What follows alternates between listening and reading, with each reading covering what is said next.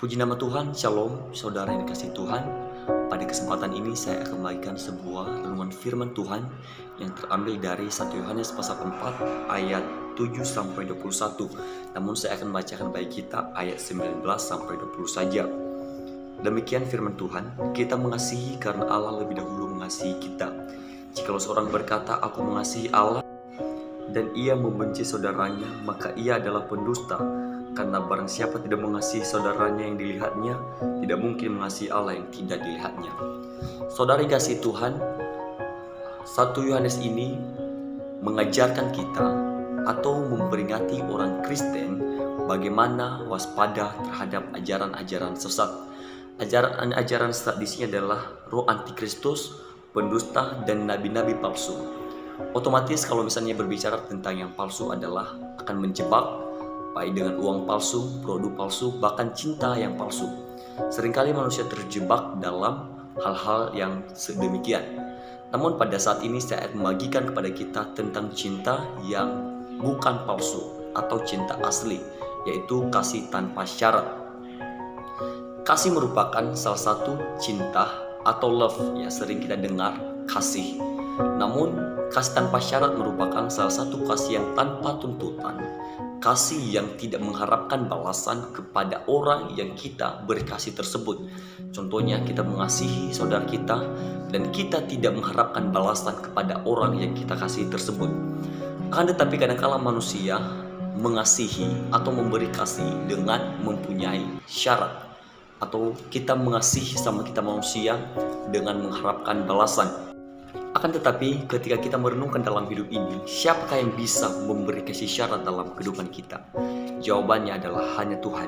Yohanes pasal 3 ayat 16 mengatakan, begitu besar kasih Allah akan dunia ini, sehingga ia telah mengaruniakan anaknya yang tunggal, supaya setiap orang yang percaya kepadanya tidak binasa, melainkan beroleh hidup yang kekal. Hanya Tuhanlah yang bisa memberi kasih yang tanpa syarat dalam kehidupan kita. Dia mengutus anaknya di dunia ini, yaitu Yesus Kristus, untuk menyelamatkan kita orang berdosa. Saudara-saudara yang dikasihi Tuhan, ketika Tuhan telah mengasihi kita, otomatis kita orang yang dikasihi juga harus mempresentasikan kasih tersebut. Kepada siapa kita presentasikan kasih tersebut? Satu pertanyaan dalam kehidupan kita sudah dikasihi Allah, dan apakah tindakan kita sebagai manusia ketika Allah telah mengasihi kita? Otomatis kita juga harus mengasihi Allah. Ketika Allah telah mengasihi kita, pasti juga kita harus mengasihi Tuhan. Dalam 1 Yohanes pasal 4 ayat 10 mengatakan, inilah kasih itu, bukan kita yang telah mengasihi Allah, tetapi Allah yang telah mengasihi kita dan yang telah mengutus anaknya sebagai pendamaian bagi dosa-dosa kita. Kita tahu bahwa Allah lah yang lebih dahulu mengasihi kita. Jadi kita juga sebagai orang yang dikasihi harus mengasihi. Siapa yang kita kasihi?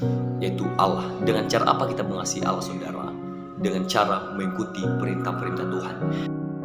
Ayat 20 mengatakan, jikalau seorang berkata, aku mengasihi Allah, dan ia membenci saudaranya, maka ia adalah pendusta. Karena barang siapa tidak mengasihi saudaranya yang dilihatnya, tidak mungkin mengasihi Allah yang tidak dilihatnya.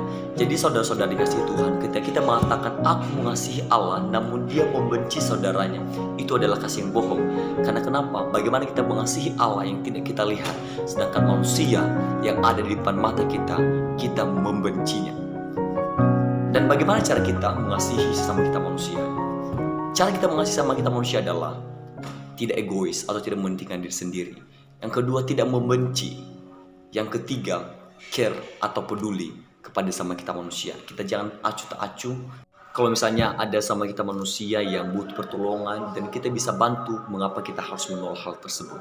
Jadi biarlah firman Tuhan ini dapat kita aplikasikan dalam kehidupan kita, dan biarlah kasih Allah terpresentasikan dalam hidup kita. Karena kita tahu bahwa Allah lebih dahulu mengasihi kita, dan biarlah kasih itu dapat kita jalankan dalam kehidupan kita di dunia ini. Terpujilah nama Tuhan. Shalom.